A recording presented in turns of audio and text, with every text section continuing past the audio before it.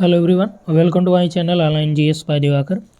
इस वीडियो में हम लोग टीजीटी पीजीटी का पार्ट नंबर 4 सॉल्व करेंगे और ये टेस्ट सीरीज़ नंबर 11 है।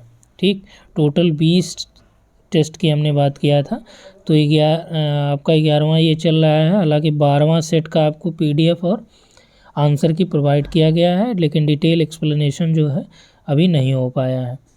तो यहाँ पे देखिए, यदि आप पहली बार चैनल पे आ रहे हैं तो चैनल को सब्सक्राइब करके बेल आइकन को क्लिक कर लीजिए। और यदि आप ज्योग्राफी के किसी भी एग्ज़ाम की तैयारी कर रहे हैं तो आप यहाँ से जुड़ सकते हैं। यहाँ पे व्हाट्सअप करेंगे, कंप्लीट डिटेल यहाँ पे मिल जाएगा। जैसे आप टीजीटी, पीजीटी और जल्दी आपका केवी का हम लोग स्पेशल ग्रुप स्टार्ट करेंगे, जो केवी के सिलेबस पे ही बेस्ड होगा, यानी कि जो ज्योग्राफी की स्पेशल रहेगा ये, और केंद्रीय विद्यालय का जो सिलेबस है उसी पे आपका टॉपिक टू टॉपिक रहेगा, जैसे टीजीटी पीजीटी में कराया गया है। ठीक, और साथ ही साथ आपका नेट जेआरएफ का भी यहाँ पे चल रहा है, तो आप लोग यहाँ से ज्वाइन कर सकते हैं। और टेस्ट सीरीज भी दोनों की उपलब्ध है, नेट जेआरएफ की भी चल रही है, टीजीटी पीजीटी तो है ही है, और हायर का भी चल रहा है, यूपीएचईएससी का भी चल रहा है। इसका एग्ज़ाम मान के चलिए कि आपका मार्च के आसपास होगा, यानी कि अभी चूँकि और भी अब देखिए लॉ का सब्जेक्ट का जो है इंटरव्यू वगैरह अभी होना है, क्योंकि कल एक कोर्ट का और आर्डर आया है। तो ये सारी चीज़ें हैं जिस वजह से अभी कमीशन में एग्ज़ाम के लिए बहुत ज़्यादा कंफर्मेशन कोई न्यूज़ नहीं मिल पा रही है। तो यहाँ पे हम लोगों ने 75 प्रश्नों को देख लिया था, और 75वां प्रश्न था कि जो भारत का सबसे बड़ा टाइगर रिजर्व है वो कौन सा है। तो इसमें नागार्जुन सागर श्रीशैलम जो टाइगर रिजर्व है, ये भारत का सबसे बड़ा बाघ अभयारण्य है, और ये आंध्र प्रदेश में है। लगभग 1200 वर्ग किलोमीटर में ये आपका फैला हुआ है। कौन सा? नागार्जुन सागर श्रीशैलम, इसका उपनाम भी है। क्लियर हुआ? चलिए 76 देते हैं, और इसके पहले 3 पार्ट में वीडियो है, तो आप क्या करिए, चैनल पे जाइएगा, वीडियो की लिस्ट में वहाँ पे आपको तीनों का पार्ट 1, पार्ट 2 और पार्ट 3 है, उसको निश्चित तौर पे देख लीजिए, क्योंकि ये हम लोग डिटेल में इसका एक्सप्लेनेशन कर रहे हैं। तो 76 में देखिए, इसमें पूछा है कि ऊर्जा के गैर पारंपरिक स्रोतों का एक सेट कौन सा है। ठीक, 2 होते हैं, एक पारंपरिक स्रोत होते हैं, एक गैर पारंपरिक होते हैं। ठीक है, तो खनिज तेल है, प्राकृतिक गैस है, और कोयला है। या कोयला हो गया, पवन ऊर्जा है, बायोगैस है, या सौर ऊर्जा है, परमाणु ऊर्जा है और पवन ऊर्जा है, भूतापीय ऊर्जा, प्राकृतिक गैस और पेट्रोलियम। ठीक, तो इसमें देखिए आपका जो पवन हो गया, सौर ऊर्जा हो गया, और आपका परमाणु ऊर्जा, ये क्या है, ये गैर पारंपरिक है। और जबकि खनिज तेल ये आपका पारंपरिक में आ जाता है। इधर आपका कोयला भी है, प्राकृतिक गैस भी है, इधर पेट्रोल भी है। ठीक, इधर देखिए आपका बायोगैस का कोयला हो गया। तो ये सभी परंपरागत स्रोतों में आते हैं, जबकि गैर परंपरागत में आपका सोलर एनर्जी हो गया, पवन ऊर्जा हो गया, ये परमाणु ऊर्जा भी थी, यानी विकल्प नंबर सी आपका यहाँ पे राइट हो जाएगा। क्लियर हुआ? चलिए अगला देखते हैं, किस सिंचाई से अधिकतम जल संरक्षण होता है। तो जल संरक्षण की विधियों के बारे में आपने देखा होगा कि सिंचाई की जो विधियां हैं ये भी जल संरक्षण में उपयोगी होती हैं, क्योंकि जैसे ड्रिप हो गया, ड्रिप पद्धति होती है, तो या बूंद बूंद करके जो सिंचाई की जाती है। तो इसमें देखिए दिया है कि किसमें जो है जल संरक्षण अधिकतम होता है, नल पहिया से, नलकूप सिंचाई से, टपकन यानी ड्रिप सिंचाई से, या स्प्रिंकलर, देखिए यहाँ पे छिड़काव विधि से। इससे जो है कह रहा है कि जो जल संरक्षण है वो मैक्सिमम होगा।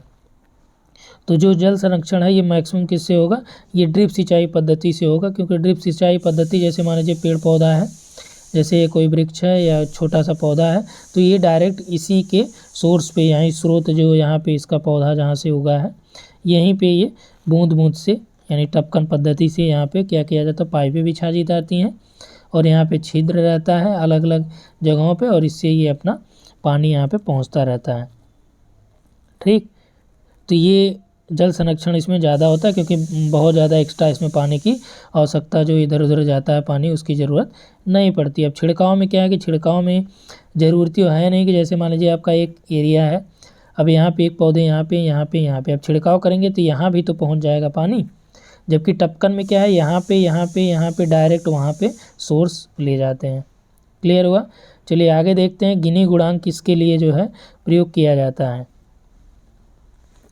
आय समानता को मापने के लिए, या आय असमानता को मापने के लिए, या आय के वितरण को मापने के लिए, या लाभ और हानि को मापने के लिए। तो जो आपका इसमें दिया है कि गिनी गुणांक जो है आय वितरण का ये प्रतिनिधित्व करता है गिनी गुणांक, और ये क्या करता है, ये आय असमानता की स्थिति को मापता है। ठीक, तो इसमें राइट आंसर आपका क्या हो जाएगा, बी वाला, ये आपका आय असमानता की स्थिति को मापता है।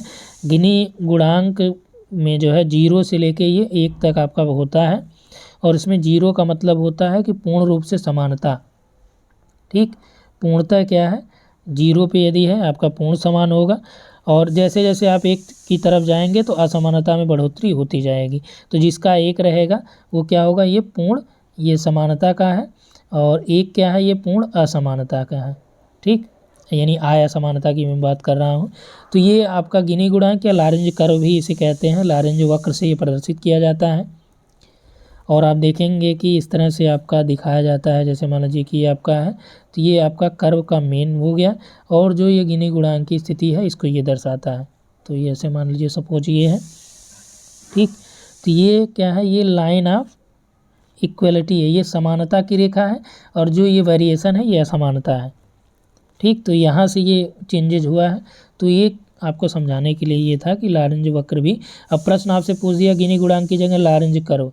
ठीक, तो वो भी क्या है, आय असमानता के मापने के लिए। चलिए अगला है 79 है, पूछ रहा है कि कौन सा युग्म सुमेलित नहीं है, कौन सा युग्म सुमेलित नहीं है। लिपुलेख उत्तराखंड में देखिए कौन से दर्रे हैं, मैप यदि आप देखेंगे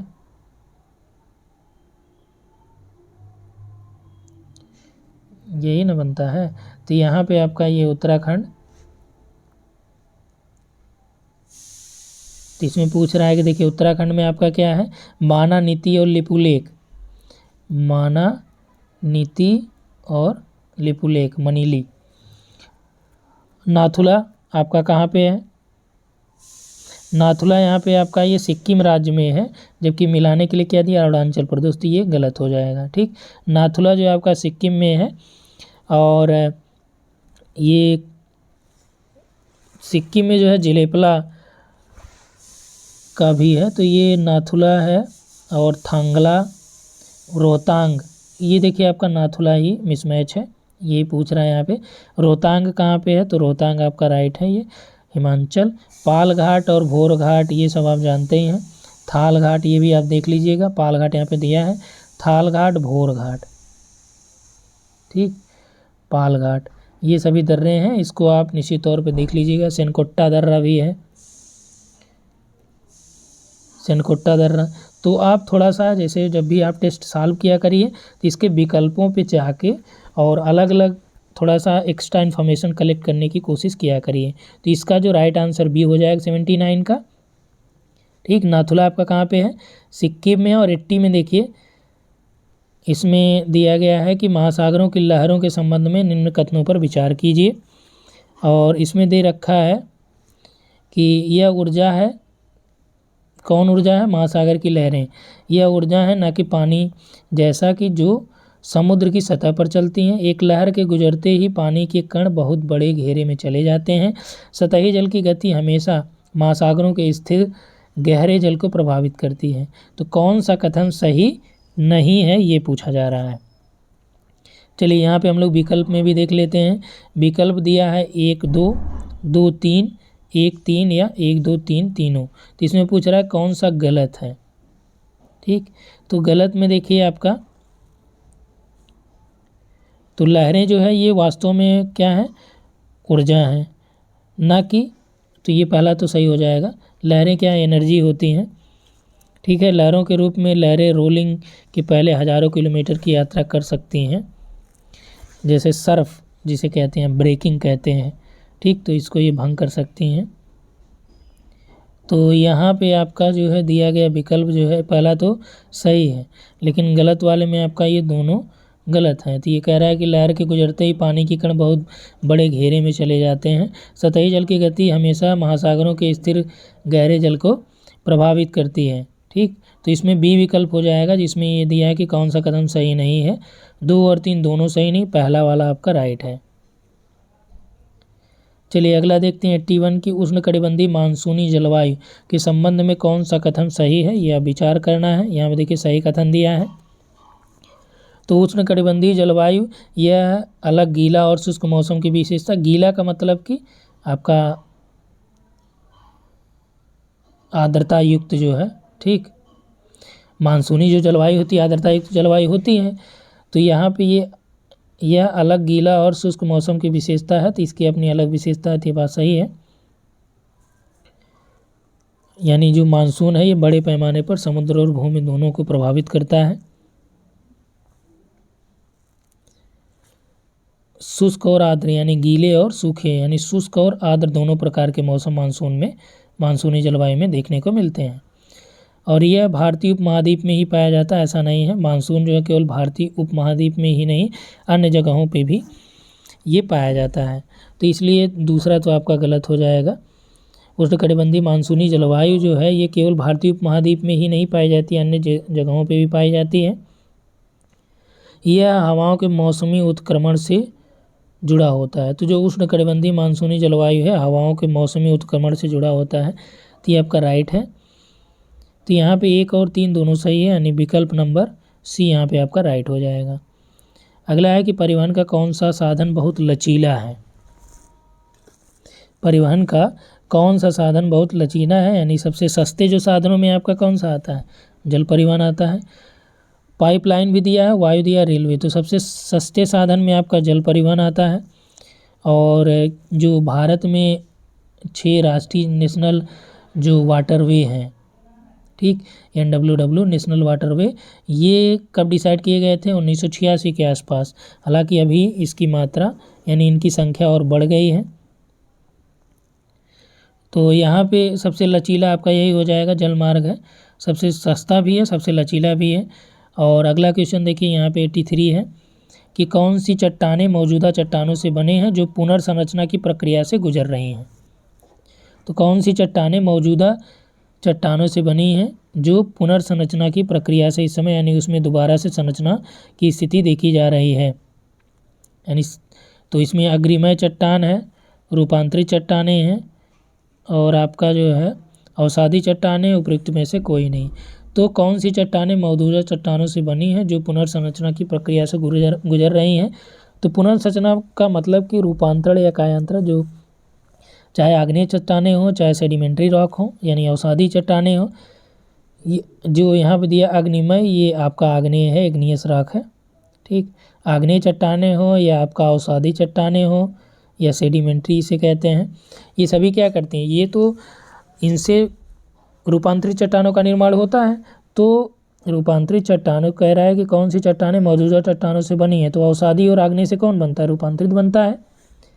और ये इसमें क्या है, डबल मेटामॉर्फिज्म भी होता है, जैसे कई चट्टानों में दोबारा से भी रूपांतरण होता है। तो आपने चट्टानों के बारे में जब पढ़ा होगा तो आपने पढ़ा होगा डबल मेटामॉर्फिज्म, ठीक, दोबारा से रूपांतरित जो चट्टानें होती हैं उसको भी आपने पढ़ा होगा। 84 में देखिए सांता आना, ब्रिकफिल्डर है, सिरोको है और खमसिन है। ये किस चीज़ की उदाहरण, धाराएं हैं, ज्वालामुखी हैं, हवाएं हैं या मरुस्थल हैं, ये क्या चीज़ हैं। तो ये आपका देखिए ये हवाएं हैं, और कौन सी हवाएं हैं, सांता आना ब्रिकफिल्डर हो गया, ब्रिकफिल्डर कनाडा वाला वही, सिरोको और खमसिन, ये सभी क्या हैं, ये आपका जो है गर्म हवाएं हैं, ठीक है। और उसके बाद 85 क्वेश्चन देखिए, निम्न में से कौन सी भारत की सबसे बड़ी ताजे पानी की झील है। तो भारत की जो सबसे बड़ी ताजे पानी की झील है, यहाँ पे देखिए डल झील है, पुलिकट है, बूलर झील है और चिल्का झील है। तो जो आपका राइट आंसर इसमें हो जाएगा बूलर झील जो है ये कश्मीर घाटी में स्थित है, और ये कश्मीर घाटी का जो बांदीपुरा एरिया है, ठीक, बांदीपुरा एरिया क्या, ये ज़िला ही वहाँ का है, और वहाँ पे ये महापद्मसार के रूप में भी जानी जाती है, और ये पूरे एशिया की दूसरी सबसे बड़ी ताजे पानी की झील भी है, ठीक। और इसका जो बूलर झील का मुख्य सोर्स क्या है, ये झेलम नदी है, क्या है, झेलम नदी जो है यहाँ पे मुख्य स्रोत के रूप में, यानी कि इसको पानी जो है बूलर झील को झेलम नदी से प्राप्त होता है। और ये टेक्टोनिक गतिविधि से बना है, और इसके केंद्र में एक छोटा सा द्वीप है जिसे जेना लैंग कहा जाता है, बूलर झील के बीच में। तो राइट आंसर सी हो जाएगा। भारत की सबसे लंबी नदी कौन सी है? तो देखिए भारत की सबसे लंबी नदी गोदावरी हो गया, यमुना है, गंगा और ब्रह्मपुत्र। ठीक, तो इसमें राइट आंसर क्या हो जाएगा? भारत में सबसे लंबी नदी, तो भारत में सबसे लंबी नदी गंगा हो जाएगा। या यदि यहीं आपसे दूसरे तरीके से प्रश्न पूछेगा कि भारत में प्रवाहित होने वाली सबसे लंबी नदी, सबसे लंबी नदी भारत में प्रवाहित होने वाली, तब आपका क्या हो जाएगा? ब्रह्मपुत्र हो जाएगा। तो ये आपको ध्यान में रखना है। दिएगा जब भारत में, प्रश्नों की प्रकृति को आप समझिएगा। भारत में सबसे लंबी नदी गंगा, भारत में प्रवाहित होने वाली या भारत से प्रवाहित होने वाली सबसे लंबी नदी ब्रह्मपुत्र। यहाँ पे जोंग जलप्रपात जो है किस राज्य में है? 87 नंबर है। जोंग जलप्रपात जो है ये आपका किस राज्य में है? तो जोंग जलप्रपात ये आपका कर्नाटक के शिमोगा जिले में है। जोंग जलप्रपात जो है ये पश्चिमी घाट सागर तालुका में शरावती जो नदी है उसी का एक झरना है। ठीक है, तो कर्नाटक राज्य में ये आपका जोंग जलप्रपात है। और उसके बाद जो है आपका नेक्स्ट है कि अरावली पर्वत की सबसे ऊंची चोटी का क्या नाम है? तो अरावली पर्वत की सबसे ऊंची चोटी आपका यहाँ पे गुरु शिखर है। गुरु शिखर सबसे ऊंची चोटी है। और नीलगिरी की जो है डोडा बेट्टा है। ठीक, नीलगिरी की सबसे ऊंची चोटी डोडा बेट्टा है।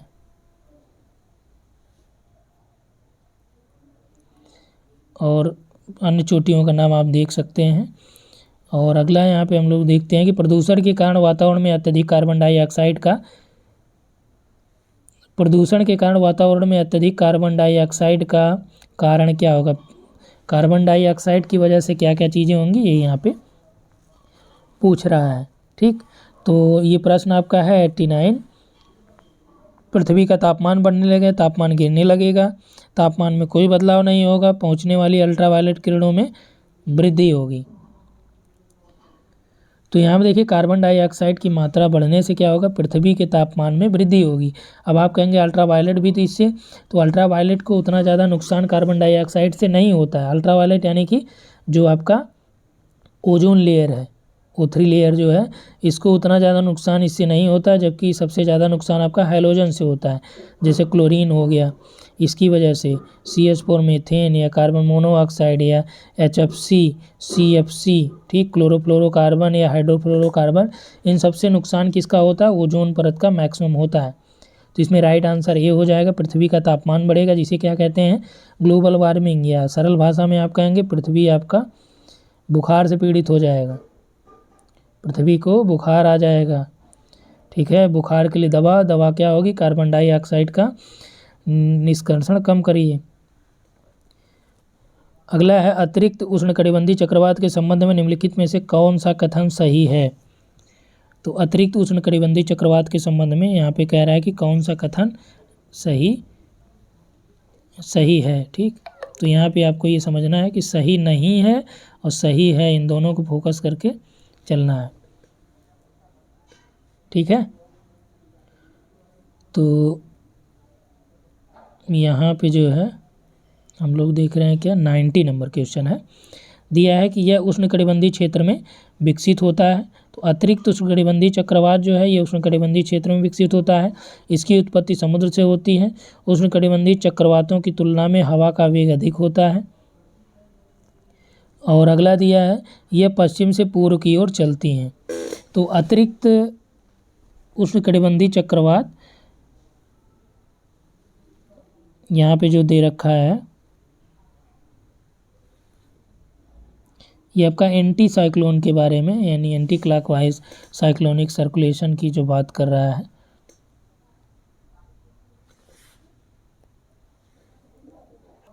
तो इस संदर्भ में आपका जो राइट आंसर हो जाएगा वो डी हो जाएगा, पश्चिम से पूर्व की ओर ये चलता है, यही आपका डी विकल्प सही रहेगा।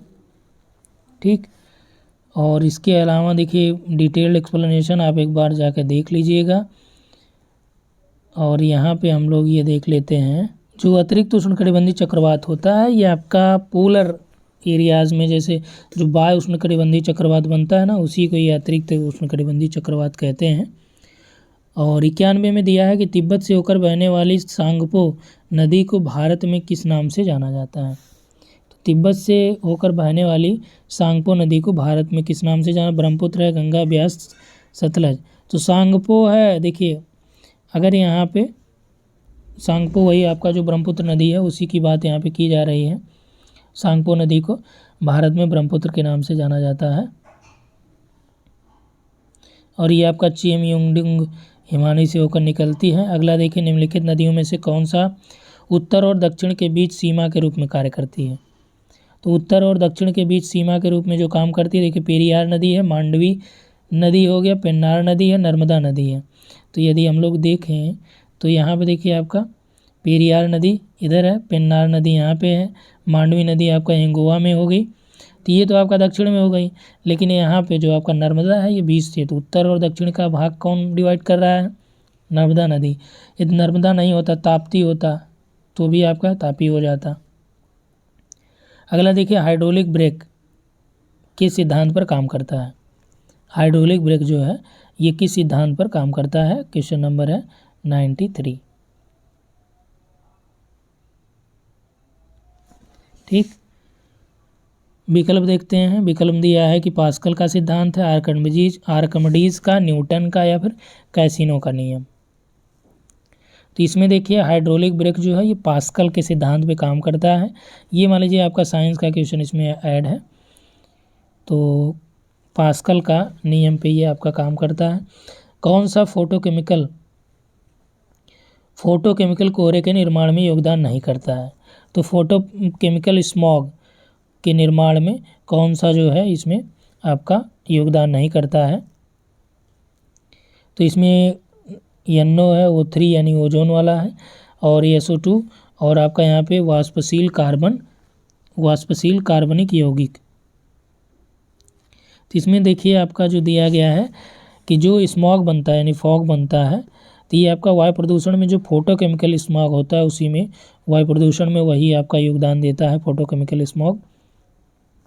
तो इसमें प्राइमरी और सेकेंडरी दोनों प्रकार के प्रदूषकों से ये आपका बना होता है। जैसे नाइट्रोजन हो गया, नाइट्रोजन का जो ऑक्साइड हो गया, N2 हो गया, NO हो गया, ठीक, वाष्पशील कार्बनिक यौगिक ये भी आपका उसमें शामिल होते हैं, और एथिलीन, गैसोलीन हो गया, ये सभी जो भी असंतृप्त हाइड्रोकार्बन्स हैं ये भी आपका इसमें आते हैं। तो यानी कि सल्फर डाइऑक्साइड जो है ये इसके निर्माण में योगदान नहीं करता है। अगला है कि वायुमंडल की निचली परतों में धुएं के कणों पर छोटे पानी की घनी मात्रा में ... क्या होता है। तो वायुमंडल की जो निचली परत है, निचली परत का मतलब क्षोभ मंडल, ठीक, क्षोभ मंडल में जो धुएं के कणों पर छोटे पानी की घनी मात्रा या छोटी छोटी जो बूंदें होती हैं उसे क्या कहा जाता है। वो धुंध होता है, ठंड होती है, कोहरा होता है, ओस तो आपका ज़मीन पे गिर जाता है। तो जो आपका ठंड है, कोहरा है, ये भी उस तरह नहीं है। धुंध जो है ये आपका धुएं के रूप में, तो नाम से ही वही है धुंध, ठीक, धुएं के कणों पर छोटे पानी के, तो ये आपका धुंध होता है। तो जो धुंध है ये निचली परतों पे धुएं के कणों पर छोटे छोटे पानी का एक घना द्रव्यमान धुंध होता है।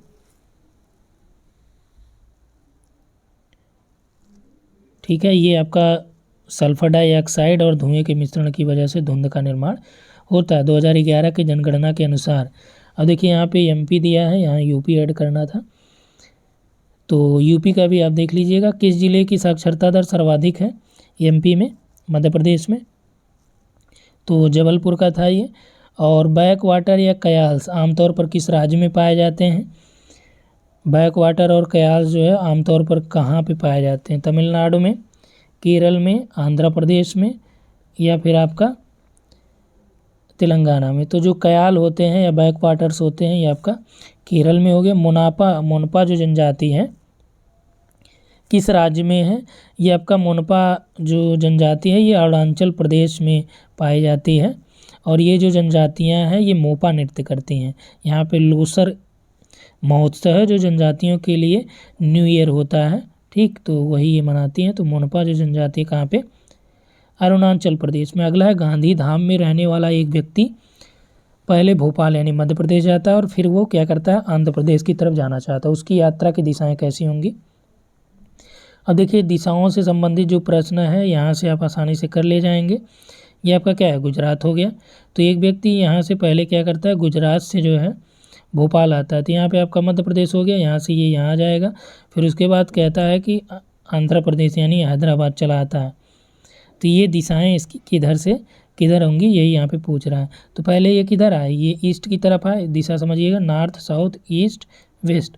तो गुजरात से चला, ये मध्य प्रदेश आ गया, यानी कि पहले किधर गया, पूर्व की ओर गया।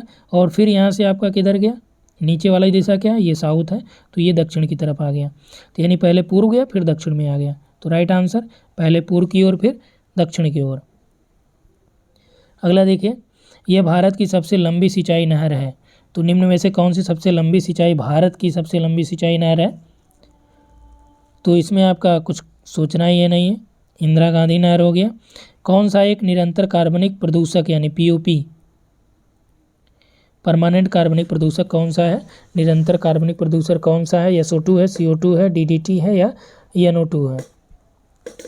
तो इसमें राइट आंसर जो हो जाएगा वो क्या है, ये पीओपी जो है, इसमें आपका जो DDT है ये आपका पीओपी है, यानी परमानेंट कार्बनिक ऑर्गेनिक पॉल्यूटेंट है।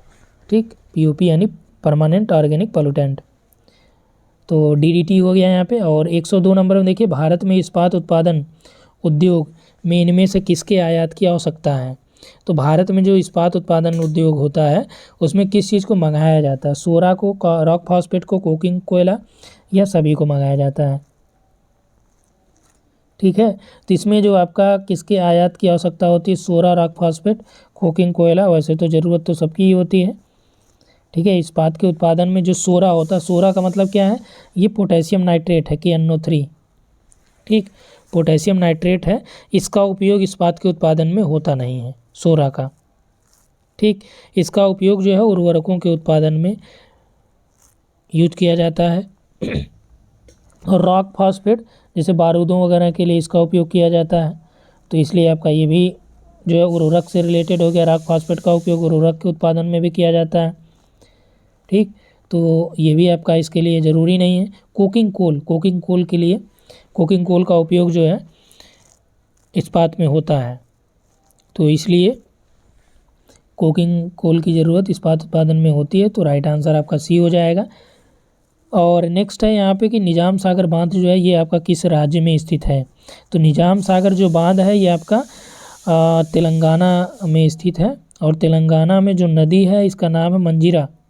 ठीक, मंजीरा नदी पर ये स्थित है। और जो आपका निजाम सागर बांध का निर्माण किया था ये हैदराबाद का तत्कालीन जो शासक था उसका नाम था उस्मान अली खान। क्या नाम था, उस्मान अली खान। ये आपका निजाम सागर बांध का निर्माण कराया था, आई थिंक 1923 के आसपास। ठीक, और जो मंजीरा नदी है ये आपका, मंजीरा नदी किसकी सहायक है, गोदावरी की सहायक है। गोदावरी की सहायक जो है मंजीरा नदी है, उसी पे आपका निजाम सागर बांध बनाया गया। किसने बनाया था, मीर उस्मान अली, तत्कालीन जो शासक था हैदराबाद का, 1923 के ऑलमोस्ट। तो यहाँ तक क्लियर हुआ। चलिए आगे हम लोग देखते हैं। 104 दिया है कि कौन सा शब्द बायोम से सबसे अच्छा वर्णन कर रहा है बायोम के बारे में। तो बायोम का मतलब बायोम या जियोम एक ही चीज़ होता है। ठीक, तो ये एक विस्तृत क्षेत्र भी होता है जहाँ पे पेड़ पौधे जानवर जो है यहाँ पे रहते हैं। तो बायोम का देखिए यहाँ पे दिया अच्छा वर्णन है, पौधे और जानवरों का समुदाय जो समान पर्यावरणीय परिस्थितियों को साझा करते हैं, या फिर पृथ्वी का वह भाग जो जीवित जीवों द्वारा बसा हुआ है, या एक दूसरे के साथ बातचीत करने वाले जीवों का समुदाय, या फिर विभिन्न पर्यावरणीय परिस्थितियों के साथ दो भौगोलिक क्षेत्रों के बीच संक्रमणकालीन क्षेत्र। ठीक, तो यहाँ पर देखिए जो सबसे ज़्यादा सटीक उत्तर ये है बायोम या जियोम का। ये आपका है कि पौधे और जानवरों का समुदाय जो समान पर्यावरणीय परिस्थितियों को साझा करते हैं। तो अलग अलग इसीलिए बायोम होता है, जैसे टुंड्रा बायोम हो गया, टैगा बायोम हो गया, विषुवत-रेखीय वन बायोम हो गए। तो यहाँ पे एक प्रकार की जलवायु, एक प्रकार की भौतिक दशाएं पाई जाएंगी और उसी में जीव भी पाए जाएंगे, उसी में पेड़ पौधे भी रहेंगे। ठीक है, चलिए आगे देखते हैं 105 रेड डाटा बुक में निम्नलिखित में से किसका आंकड़ा शामिल किया गया है। तो रेड डाटा बुक में किस चीज़ का आंकड़ा शामिल होता है, सभी जो लुप्त प्राय प्रजातियां हैं, विलुप्तों का भी होता है लेकिन लुप्त प्राय प्रजातियों का होता है, जो विलुप्त हो चुकी है उसकी ज़रूरत ही ना है। अगला देखिए, इसमें अलग अलग सेक्शन भी डिवाइड किए गए हैं रेड डाटा बुक में। उत्पादन के 3 स्तंभ क्या हैं। जैसे किसी चीज़ का उत्पादन आपको करना है तो उसके लिए सबसे ज़्यादा ज़रूरी चीज़ क्या होती है, भूमि आपको चाहिए, श्रम चाहिए, पूंजी चाहिए, उद्यमशीलता। भूमि क्या है, ये उत्पादन के कारकों में काफ़ी व्यापक रूप में ये प्राकृतिक संसाधन है एक आपका। तो यहाँ पे भूमि, श्रम और पूंजी, यानी कि विकल्प नंबर बी। अगला है 107 नंबर, इसको मैच कराना है। और यहाँ पे दिया औद्योगिक स्थल और उद्योग कौन कौन सा कहाँ पे होता है। तो लुधियाना में क्या होता है, लुधियाना में आपका जो है ऊनी कपड़े का व्यापार होता है। कानपुर में आपका कानपुर चमड़ा उद्योग के लिए प्रसिद्ध है। और वाराणसी जो है ये हथकरघा के लिए है। और विजयवाड़ा जो है ऑटो पार्ट्स के लिए है। तो अब यहाँ पे मिलान करने पे जो राइट आंसर हो जाएगा ए का 2, तो ए का 2 और बी का 3, ए का 2 बी का 3 यानी विकल्प नंबर बी। और आगे देखिए यहाँ पे किस पंचवर्षीय योजना के दौरान भारत सरकार ने कृषि योजना के लिए क्षेत्रीय दृष्टिकोण अपनाया था। किस पंचवर्षीय योजना के दौरान भारत सरकार ने कृषि योजना के लिए क्षेत्रीय दृष्टिकोण अपनाया था। तो 5वीं, 6वीं या 8वीं या फिर 10वीं के लिए। तो चूँकि 6ठी जो पंचवर्षीय योजना थी उस समय क्या था, आर्थिक उदारीकरण की शुरुआत हुई थी, ठीक। और उस समय जो आपका शिवरामन समिति थी उसी की सिफारिश पे जो है ग्रामीण क्षेत्रों के विकास के लिए राष्ट्रीय कृषि और ग्रामीण विकास बैंक की स्थापना भी की गई थी। तो यहाँ पे जो आपका राइट आंसर हो जाएगा ये 6ठी पंचवर्षीय योजना हो जाएगा। किस परत में तापमान नाटकीय रूप में बढ़ता है। नाटकीय रूप में मतलब दिखता बढ़ता है लेकिन वास्तव में नहीं। तो ये आपका यौन मंडल यानी कि ये आयन मंडल है, बहिर्मंडल है, समताप मंडल है, क्षोभ मंडल है। तो जो आपका यहाँ पे दिया है कि तापमान जो है नाटकीय रूप में यानी तेजी से बढ़ता है, तो ये आपका आयन मंडल हो जाएगा। समताप मंडल में स्थिति एक बार बढ़ती घटती दोनों की होती है। अगला है कि मानव भूगोल के त्रिसंतुलन कारक के नाम बताइए। मानव भूगोल में त्रिसंतुलन कारक जैविक, अजैविक और सांस्कृतिक यानी विकल्प डी। 111 देखिए, कृष्णा नदी पर निम्नलिखित में से कौन सा बांध बनाया गया है। तो कृष्णा नदी पर कौन सा बांध बनाया गया है। विकल्प देखिए, नर्मदा सागर है, हीराकुंड है, भाखड़ा नांगल है, नागार्जुना सागर है। तो नागार्जुना जो सागर बांध है ये आपका कृष्णा नदी पर बनाया गया बांध है। तो नागार्जुना सागर यहाँ पे आपका राइट हो जाएगा। ये तेलंगाना के नलकोंडा ज़िले में है, ठीक। और आंध्र प्रदेश का गुंटूर जिला भी इसी से मिलता जुलता है। और इसका निर्माण जब किया गया था उस समय आपके पीएम जो है, तत्कालीन जो पीएम थे ये पंडित नेहरू जी थे, ठीक। ये बनाया गया था 1955 के ऑलमोस्ट में। चलिए नेक्स्ट देखते हैं कि कौन सी नदी भारत में उत्पन्न नहीं होती है। तो ब्यास है, चिनाब है, रावी, सतलज जो है ये भारत के बाहर से आती है, ठीक है। मानसरोवर का जो राकस झील है वहाँ से आपका निकलती तिब्बत से। उसके बाद है कि एसडीआई के बारे में देखिए, यहाँ से भी पीजीटी में आपका प्रश्न पूछा जाता है। तो एसडीआई की गणना के लिए निम्नलिखित में किस संकेतकों का उपयोग नहीं किया जाता, ये महत्वपूर्ण है।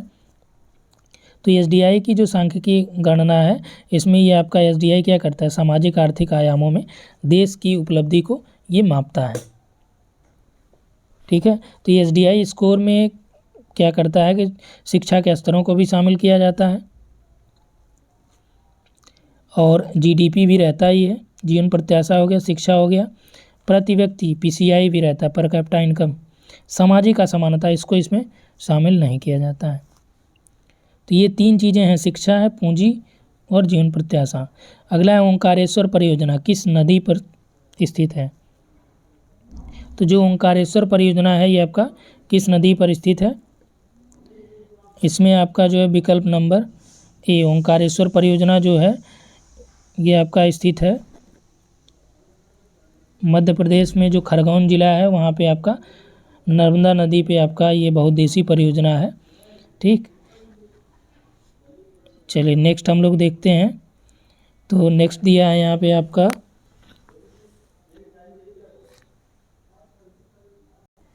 115 नंबर में यह है कि वनस्पति से कोयले में परिवर्तन का पहला चरण किस प्रकार का कोयला होता है। यानी कि जो कोयला बनता है कैसे बनता है, वनस्पतियों से बनता है। तो वनस्पतियों से कोयला जब बनेगा तो पहले चरण में क्या होता है, तो धीरे धीरे अलग अलग लेवल पहुंचा जाता है। तो पहले चरण में जो कोयला होता है तो उसमें सबसे जिसमें कार्बन की मात्रा सबसे कम होती है वही वाला रहेगा। तो एंथ्रासाइट हो गया, बिटुमिनस है, लिग्नाइट है, पीट है। तो सबसे पहले आपका पीट बनेगा, फिर लिग्नाइट, फिर बिटुमिनस और सबसे लास्ट में आपका एंथ्रासाइट बनता है। ठीक है, तो 116 में देखिए कौन सा तांबे का प्रमुख उत्पादक है। तो तांबे के प्रोडक्शन के लिए कौन जाना जाता है, तो तांबे में आपका देखिए मलाज खंड आपका ये मध्य प्रदेश का जो है बहुत ही प्रसिद्ध है ये। तो राइट आंसर आपका डी हो जाएगा। और अयोध्या किस नदी के किनारे है, तो ये आपका सरयू नदी के किनारे, ये भी आप जानते हैं।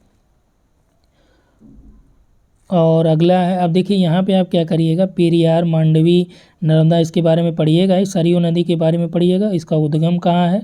ठीक, कौन कौन सी इसकी सहायक नदियाँ हैं। अगला है एशिया की सबसे बड़ी खारे पानी की झील कौन सी है। तो एशिया की सबसे बड़ी जो खारे पानी की झील है ये आपका यहाँ पे देखिए चिल्का है, वेम्बनाड है, वूलर है। वूलर तो आपका स्वच्छ पानी की है और वेम्बनाड आपका ये उतनी बड़ी नहीं है जितनी बड़ी चिल्का है। तो सबसे बड़ी आपका चिल्का झील होती है। विजयवाड़ा जो शहर है ये किस नदी के तट पर बनाया गया है, तो विजयवाड़ा यहाँ कृष्णा, गोदावरी, तुंगभद्रा और मंजीरा। तो ये आपका विजयवाड़ा जो है ये कृष्णा नदी पे बनाया गया है। ठीक है, और विजयवाड़ा के बाद जो है विजयवाड़ा जो है ये विशाखापत्तनम के बाद दूसरा सबसे बड़ा आंध्र प्रदेश का शहर भी है। और यहाँ पे देखिए कृष्णा नदी पे आपका प्रकाशम बैराज भी बनाया गया है। तो ये फिलहाल इतना ही जानिए, विजयवाड़ा जो है कृष्णा नदी के तट पे बनाया गया है। 2019-20 में भारत में जो सेवा क्षेत्र की विकास दर थी सबसे ज़्यादा कौन है, सर्विस सेक्टर ही है, 3 सेक्टर हैं। तो प्राइमरी सेक्टर में आपका एग्रीकल्चर आ जाता है, दूसरे में आपका इंडस्ट्री आ जाता है और तीसरा जो सेक्टर है उसमें आपका सेवा क्षेत्र आ जाता है। तो सेवा क्षेत्र का 19-20 में भारत में सेवा क्षेत्र की जो विकास दर थी, ठीक, वो क्या था, ग्रोथ रेट पूछ रहा है यहाँ पे क्या था। तो ग्रोथ रेट लगभग 7% के आसपास था। लेकिन अभी सबसे ज़्यादा 50% से अधिक योगदान जो आपका सेवा क्षेत्र का है अपनी इकोनॉमी में। मानसून डाटा में अच्छी तरह से, मानसून किस में अच्छी तरह से विकसित चक्र होता है, दक्षिण या दक्षिण पूर्व एशिया में, उत्तरी ऑस्ट्रेलिया में, पूर्वी संयुक्त राज्य अमेरिका में या अफ्रीका में। तो इसमें देखिए आपका जो राइट आंसर क्या हो जाएगा, दक्षिण और दक्षिण पूर्व एशिया में ये विकसित चक्र होता है मानसून का। अगला एडिन की खाड़ी जो है किसको जोड़ती है। एडिन की जो खाड़ी है ये किसको जोड़ती है, तो लाल सागर और अरब सागर को जो आपका ये एडिन की खाड़ी जोड़ती है। ठीक, दक्षिण यमन में जो है एडिन के नाम पे बंदरगाह है और इसी के नाम पे ये नामित खाड़ी भी है। तो एक बार आप इसको देख लीजिएगा एडिन की खाड़ी मैप में। ठीक, और इन प्रायद्वीपों के बारे में भी समझ लीजिए कौन किसको जोड़ता है, कौन किसको अलग करता है। और अगला है कि कौन जन्म दर का सबसे अच्छा वर्णन करता है। तो जन्म दर क्या होता है, प्रति एक वर्ष में जो प्रति 1000 व्यक्तियों का जो जीवित जन्मों की संख्या है वही आपका क्या है, जन्म दर है। जबकि मृत्यु दर क्या है, यही सेम, एक वर्ष में प्रति 1000 व्यक्तियों पे मृत्युओं की जो संख्या है वही आपका मृत्यु दर होती है। तो यहाँ पे विकल्प देखिए क्या क्या दिया है, एक निश्चित समय अवधि में कुल जन्मों और कुल मौतों की संख्या, एक वर्ष में प्रति 1000 व्यक्तियों पर जीवित जन्मों की संख्या, ये आपका राइट है और यही आपका सही भी है। 1914 में खोली गई पनामा जो नहर है ये किसको लिंक करती है, यानी किसको जोड़ती है। तो पनामा आपका देखिए लाल सागर भूमध्य है, अटलांटिक प्रशांत है और हिंद महासागर प्रशांत है, एड्रियाटिक और काला सागर है। तो लाल सागर और भूमध्य सागर जो जोड़ने वाले क्या नाम है ये भी आप याद रखिएगा। और पनामा जो आपका किसको जोड़ती है, पैसिफिक और अटलांटिक को। ठीक है, और लास्ट है इस पूरे सेट का, यानी सेट जो 11 चल रहा है, तो इसका जो दिया है कि शरावती पावर प्रोजेक्ट किस राज्य में है, महाराष्ट्र में, कर्नाटक में, केरल में या तमिलनाडु में। तो राइट आंसर क्या हो जाएगा, कर्नाटक में जो है शरावती जो नदी है उसी पे आपका शरावती पावर प्रोजेक्ट का काम चल रहा है। ठीक, यहाँ पे आपका Mahatma Gandhi hydro electric power station भी स्थित है। ठीक, तो इस वीडियो में इतना ही। Thanks for watching. और यहाँ पे देखिए, आप लोगों को यदि कोर्स ज्वाइन करना होगा, चाहे आप टीजीटी, पीजीटी, यूपीएचसीएससी, तो आप इस नंबर पे व्हाट्सअप कर सकते हैं, जहाँ आपको कंप्लीट डिटेल मिल जाएगा। ठीक है, तो इस वीडियो में इतना ही। Thanks for watching.